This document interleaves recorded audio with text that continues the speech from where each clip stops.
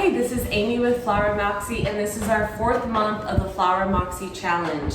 So we've had 3 months. We did the boutonniere, we did the mason jar, we did the spiral bouquet, and I'm coming in with a little bit easier of a challenge, and we're gonna do bud vases, and we're gonna do bud vase styling. So we know it's not very hard to put flowers in a bud vase, but you want to style it a bit. So if you're doing bud vases for your wedding, then just plopping a bud vase down on a table is going to be a little bit underwhelming.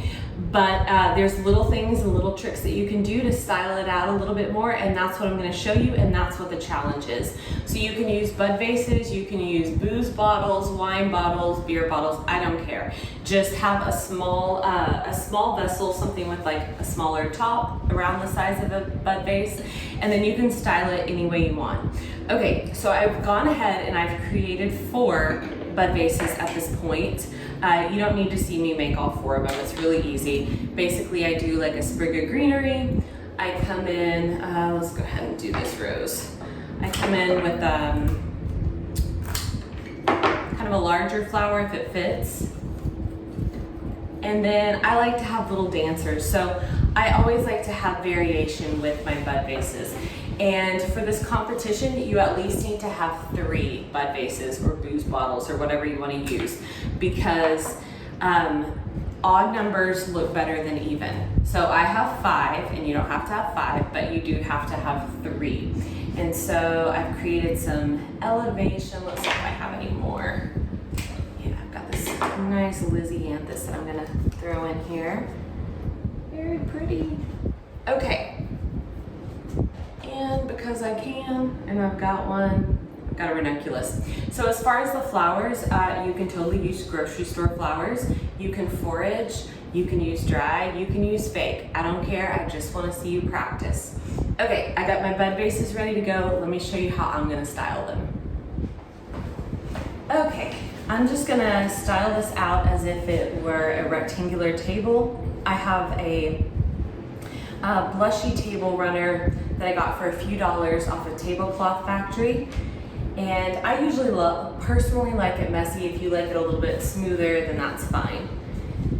So I come in and I start doing clusters, because clusters, let me move these so you can see. Clusters make more of a visual impact than if I were just to space all of these out. So again, your eye typically likes odd numbers, and we have things at various heights. So I've got this little nice cluster happening here. I can bring in a little votive. So I've got this little gold votive that I'm gonna style with, a little candle, and then I'm gonna have, just to maximize the length of my table, I'm gonna bring in this other cluster. So I think what I might do is do a little swap out and change up my height a little bit. And it's always fun when you style out tables, you can bring in really fun things. This is like this really nice geometric, it's a terrarium. And so it kind of works with the blushy and the gold thing I have. And then you can buy little votives similar to this off of Amazon or Tablecloth Factory or Oriental Trading Company for relatively cheap. And we come in here, so we have a little bit of styling. We have different, and it's visually interesting because we have different heights. We have little things kind of lower, a few things higher. Thank you so much for joining us. I cannot wait to see what you create.